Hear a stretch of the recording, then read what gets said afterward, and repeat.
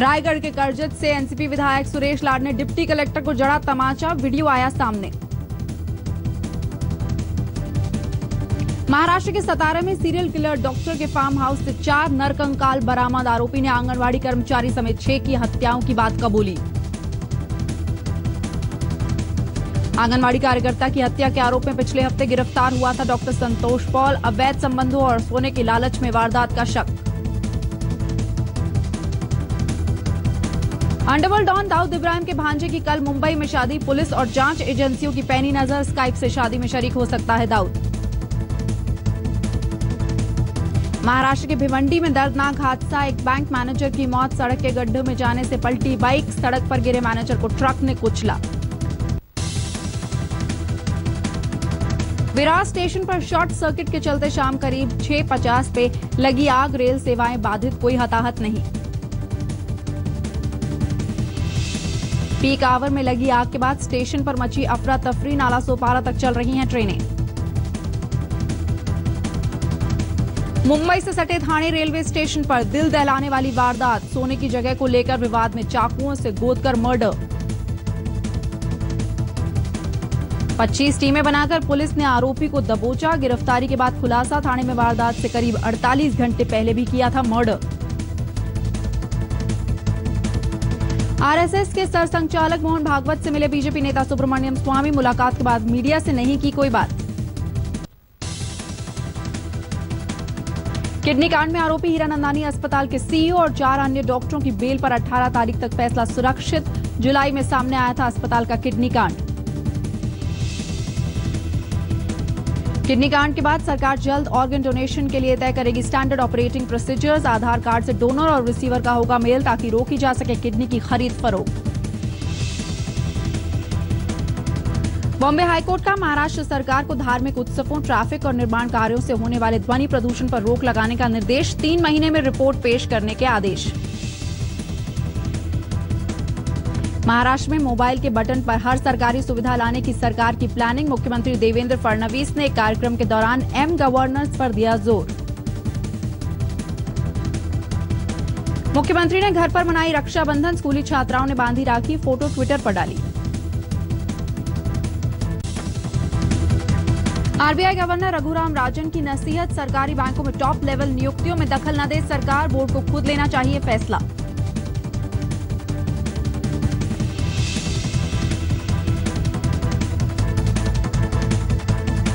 आज फिर लुढ़का बाजार, करीब 87 अंक गिरकर 28,064 पर हुआ बंद सेंसेक्स।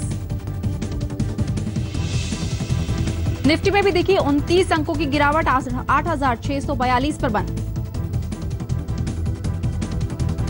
निवेशकों को इस साल सोने चांदी ने शेयर के मुकाबले दिया ज्यादा रिटर्न, 41% तक मुनाफा दिलाया। कोर्ट का जुर्माना भरने के लिए भीख मांग रहे हैं script writer director Ashutosh Gowariker पर मोहनजोदाड़ो फिल्म की स्क्रिप्ट चोरी का लगाया था आरोप। रोमानिया मीडिया में अभी से यूलिया को कहा जाने लगा है मिसेस खान, दिसंबर में सलमान और यूलिया की शादी की अटकलें। फिल्म ट्यूबलाइट में चाइनीज अभिनेत्री जुजू होंगी सलमान खान की हीरोइन, कबीर खान निर्देशित, अगले साल ईद पर होगी रिलीज। मुंबई में फ्लैश मॉब कर रिलीज किया गया रितेश की फिल्म बैंजो का नया गाना बापा। फिल्म मुबारका में सोनाक्षी की जगह नजर आएंगी डायना पेंटी, अनिल कपूर और अर्जुन कपूर निभाएंगे चाचा भतीजे का रोल।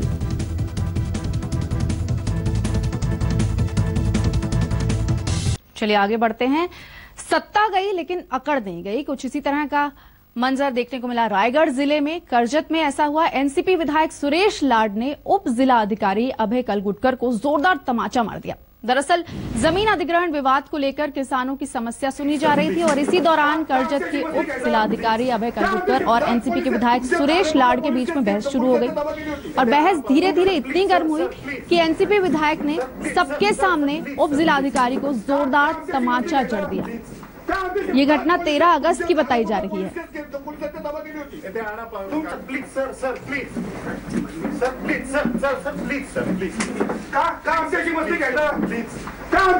पोलीस तुमच्या खाण्यापुरता पोलीस केस पोलिसांनी दावा केली होती. सर प्लीज सर प्लीज का आमच्याशी मस्ती घ्यायला प्लीज का आमच्याशी पोलीस तुमच्या खानापूरला पोलीस पोलिसांनी दावा केली होती।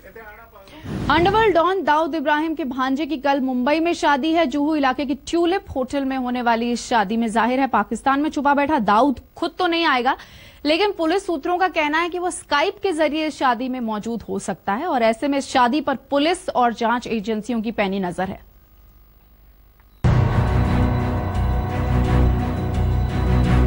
ये निमंत्रण पत्र है अंडरवर्ल्ड डॉन दाऊद इब्राहिम के भांजे अली शाह की रिसेप्शन पार्टी का। बुधवार सुबह अली शाह की शादी शिराज नागानी नाम के कारोबारी की बेटी आयशा से दक्षिण मुंबई के रसूल मस्जिद में होगी।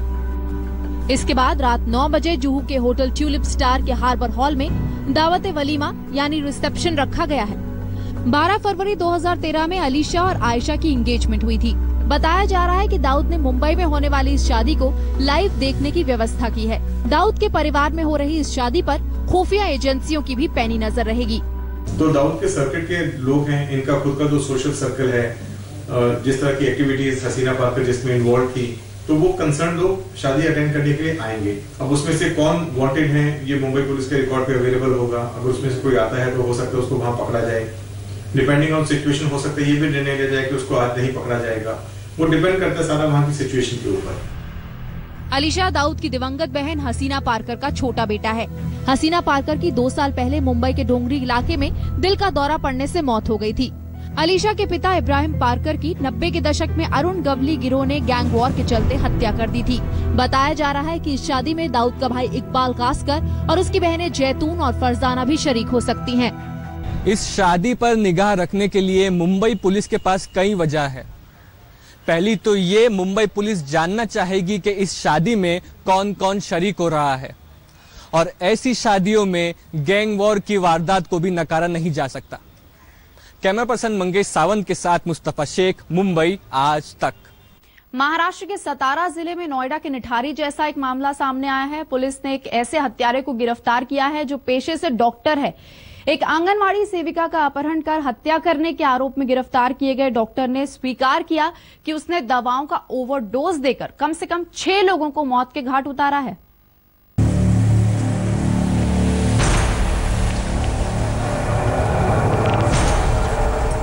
पुलिस की गिरफ्त में खड़े इस शख्स के चेहरे पर ना तो कोई शिकन है और ना ही आंखों में कानून का खौफ। वो भी कैसे? ये इंसान की शक्ल में हैवान जो है, और जब आप इसकी हैवानियत की हकीकत जानेंगे तो चौंक जाएंगे।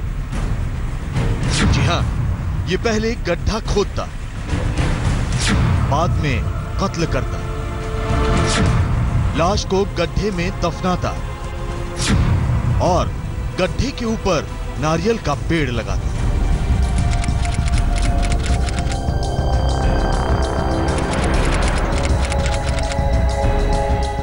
पूरे 2 एकड़ में फैला ये फार्म हाउस उस वक्त सुर्खियों में आ गया जब इस फार्म हाउस में पुलिस ने अपने कदम रखे।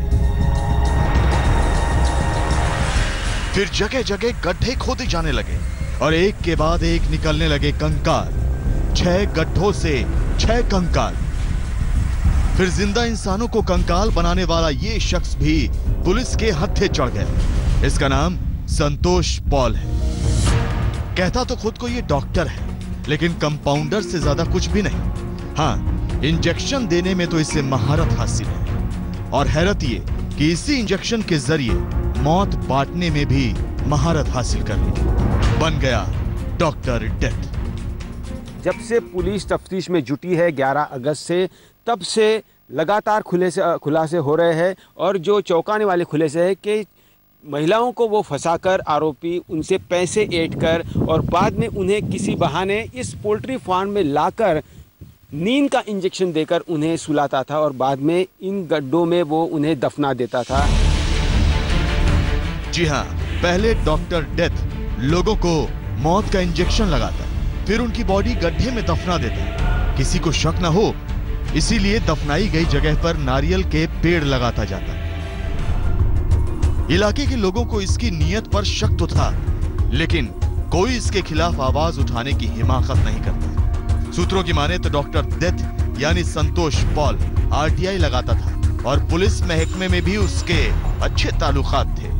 बस इसी रसूख के चलते हिम्मत इतनी बढ़ती चली गई, ये मासूमों को मौत देता गया और अपने ही फार्म हाउस में दफनाता गया। तहकीकात करनी है जी, क्यों, कैसे, किस वजह से 2003 में 6 में ये कैसे कैसे सीक्वेंस से मर्डर हुए हैं और उनके रिलेटिव्स के जवाब, तब के जवाब, ये सब को रिलेट करके हम बात करेंगे। सतारा पुलिस ने डॉक्टर संतोष के फार्म हाउस से 6 कंकाल बरामद किए, जिसमें 5 महिला और 1 पुरुष का है। उसने पुलिस के सामने कुल 6 हत्याओं की बात कबूल की। संतोष ने दवा का ओवरडोज देकर 6 लोगों की हत्या की बात मानी, जबकि इलाके के 11 और लोग अब भी लापता बताए जा रहे हैं। यही नहीं, फार्म हाउस में 2 ताजा खोदे गए गड्ढे भी मिले हैं। डॉक्टर डेथ के खौफनाक कारनामों की कहानी शायद जमीन के अंदर ही दफन रह जाती। वो तो पुलिस ने 11 अगस्त को उसकी करीबी रही आंगनबाड़ी कर्मचारी मंगल जेधे के मर्डर के सिलसिले में उसे गिरफ्तार किया। फिर उसकी सहयोगी और प्रेमिका ज्योति से भी पूछताछ की। सख्ती बरती तो ज्योति टूट गई और सच सबके सामने रख दिया। मंगल जेधे और डॉक्टर संतोष के बीच गहरे संबंध थे, मगर संतोष अब मंगल की जगह नर्स ज्योति मांद्रे के साथ संबंध बना चुका था। इसलिए मंगल उसके गुनाहों के राज खोलने की धमकी दे रही थी।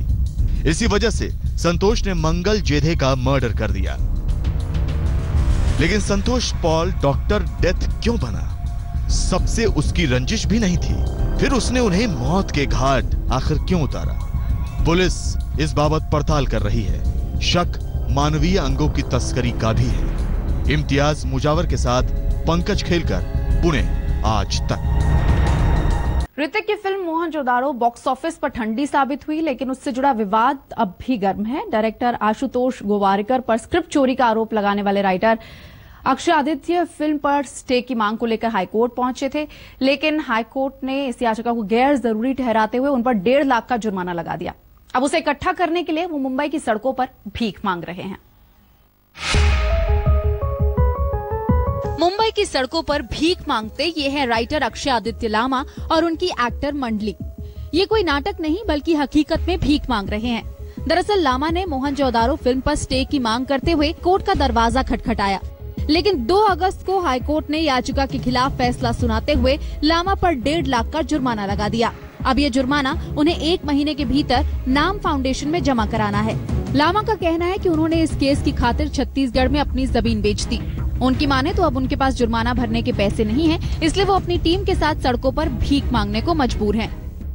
It's actually around 50,000 rupees till date, including online and like cash donation.